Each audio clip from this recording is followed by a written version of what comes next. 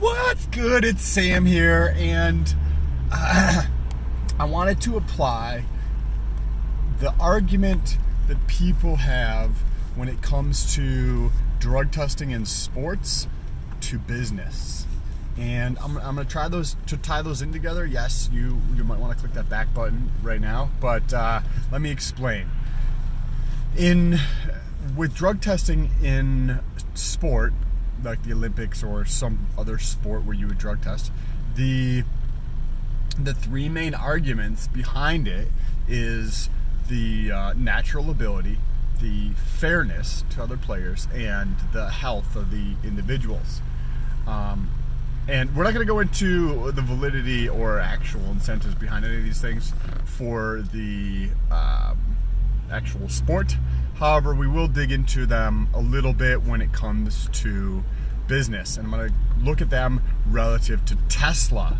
I've been following Tesla since mid-2000s. Back, I don't remember the year it was, but Top Gear, the old British Top Gear TV show, they actually had a Tesla first-gen Roadster on their show. And that's when I learned about Tesla. And that was, I don't even remember when that was, but I think it was mid-2000s. And so Tesla's been on my radar, and I've been paying attention to them for quite a while now. They've been doing some really, really interesting things.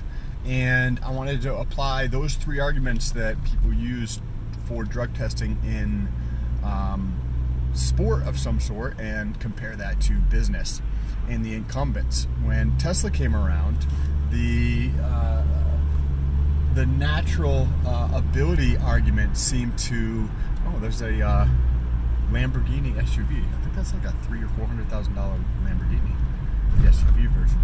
Anyways, the incumbents within the industry were trying to use the natural ability, right? Because you have an electric car. Well, there's not any charging stations for electric cars. It takes so long. And Teslas, you can go, 200 to 300 miles on a ICE car, which is a internal combustion engine.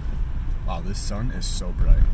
It's super nice out today. I mean, it's freezing cold, but the environment feels very nice out today. Anyways, back to the natural ability.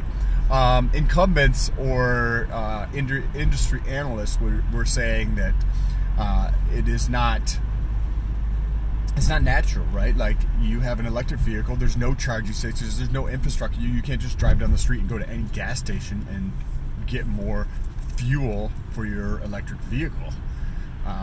Then you can't even travel that far, right? So why? That's just not natural at all.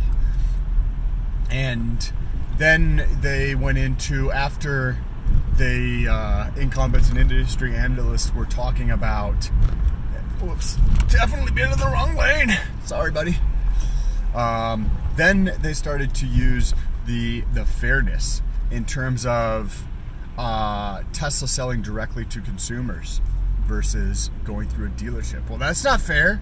They can't compete. That's not fair. That's not fair. You can't sell directly to consumers. The dealership's there to help. The dealership's there to protect the consumer. I'm not sure about you, or if you know somebody who's ever gone through a dealership. I would not say that the dealership is protecting me in any way, shape, or form. In my view, the dealership is actually making it worse. The dealership is more cumbersome. They want to stick their fucking toe into everything. And from a fundamental level, which Tesla's reaping a lot of the rewards of right now, is dealerships slow down and distort the message both up and down. They distort the message coming from the manufacturer, whatever the manufacturer wants their brand to stand for or wants to articulate to the end consumer, versus if you needed to go through a dealership, that message is distorted through the dealership, because the dealership does not work for the manufacturer. They work for themselves, and they're going to do what's right for them. And you obviously have to balance a little bit, but they're not going to GM's not going to do something if that message is distorted to consumers from one dealership, unless it's grossly distorted and completely lied. But that's not going to happen. And the same thing happens from communication going back up, from a consumer standpoint, going back up to a manufacturer. So incumbents and industry analysts saying, well, that's not fair. They can't do this. However, over the last 100 years, that any one of the OEMs that was out there could have done exactly what Tesla was doing. They just chose not to. And then the last piece of the argument for drug testing in sport relating to business is the health of the players.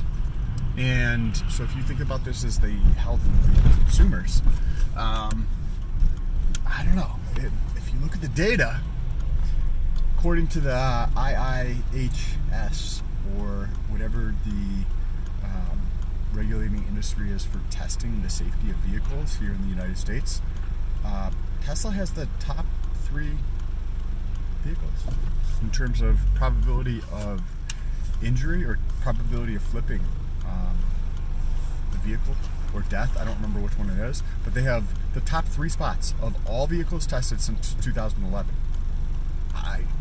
Just doesn't seem like all the other OEMs. So OEM is original equipment manufacturer, or something along those lines.